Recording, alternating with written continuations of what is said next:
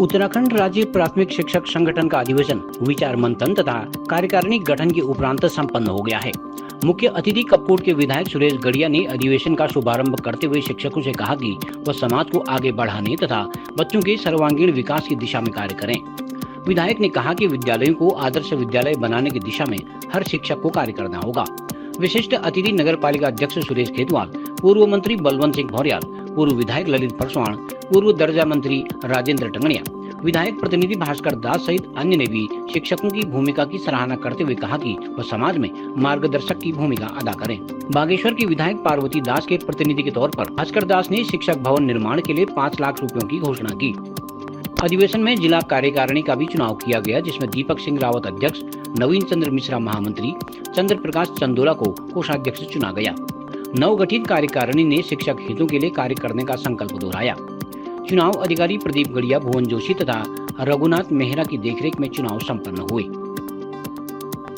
निर्वाचन के उपरांत आज जनपद बागेश्वर में पूरे प्रदेश में जो संगठन का कार्य था उसको जनपद बागेश्वर ऐसा प्रथम जनपद है जहां से प्राथमिक शिक्षक संगठन का आगाज हुआ है और जनपद के चुनाव निपटाए गए हैं। इससे पहले संगठन में बहुत सारी दिक्कतें हो रही थी चुनाव होने में, लेकिन इस बार हम लोगों ने एक निर्णय लिया इसके बाद की परीक्षाएं और उसके बाद चुनाव, इससे संबंधित बहुत सारे कार्य थे। हमने उसको बहुत पहले से ही ये सोचा था कि बागेश्वर जनपद प्रथम जनपद रहेगा कि हम चुनाव को पूरे प्रदेश में यहाँ से बागनाथ की नगरी से चुनाव करवा के हम आगे प्रदेश की ओर संदेश भेजेंगे और अपने संगठन को मजबूत करने की एक सोच रखेंगे।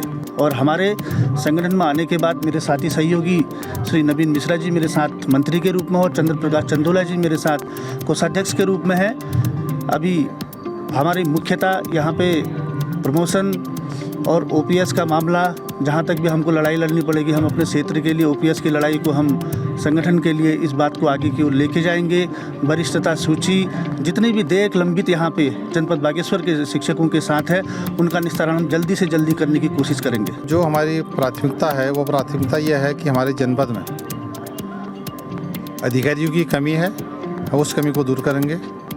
उसके उपरांत हमारे जनपद का भौगोलिक परिस्थिति होने के कारण कहाँ कपकोट का बोरबोड़ा, गरुड़ का ऊपर गोलदम एरिया, लास्ट एरिया, तो हड़ा क्षेत्र, तो मैं कहना चाहूँगा कि हमारे जनपद का कोटीकरण बहुत गलत हुआ है।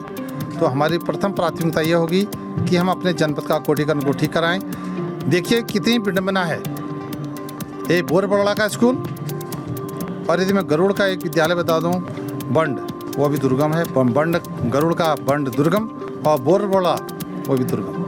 तो हमारी प्राथमिकता ये होगी कि हम अपने जनपद के कोटीकरण को ठीक कराएं, जिससे कि हमारे शिक्षकों को न्याय मिल सके और आने वाले समय में उनका स्थानांतरण नियमावली एक्ट के तहत जहां वो चाहते हैं वहां उनको उसका लाभ मिल सके।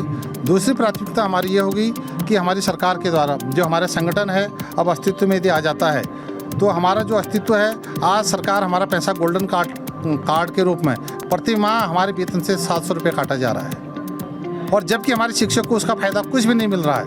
यदि हमारा संगठन प्रांत स्तर पर अस्तित्व में आ जाता है तो हम अपने शिक्षक साथियों को उस गोल्डन कार्ड जो हमारे धनराशि काटा जा रहा है उसका लाभ भी हम अतिशीघ्र अपने शिक्षक साथियों को देना चाहेंगे।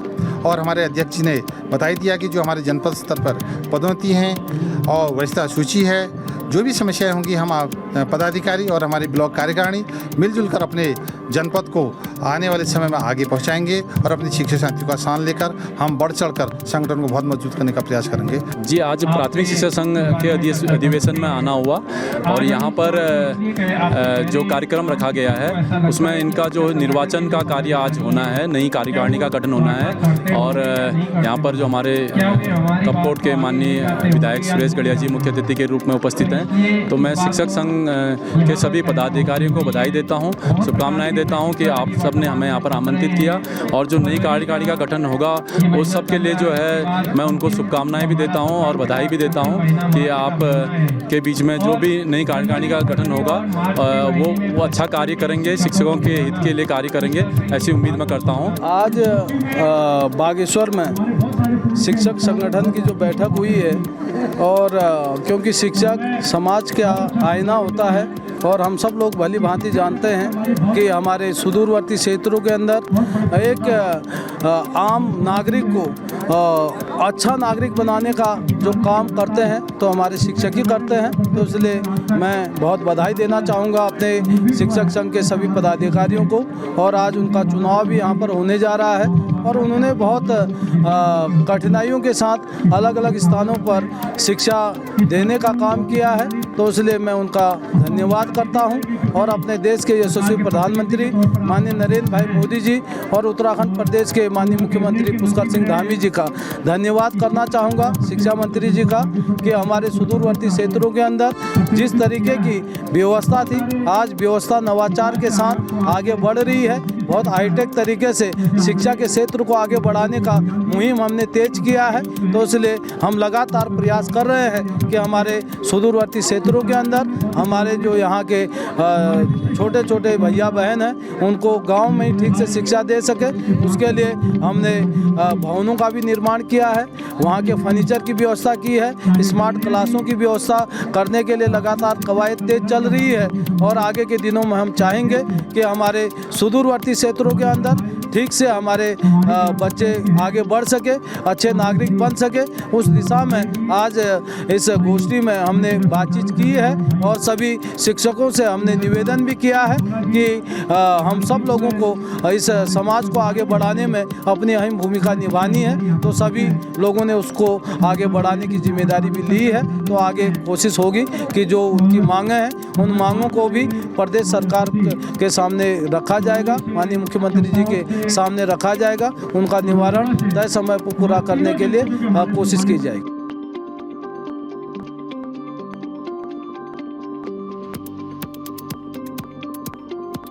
लोकल न्यूज़ 31 के लिए मैं सुरेश पांडे।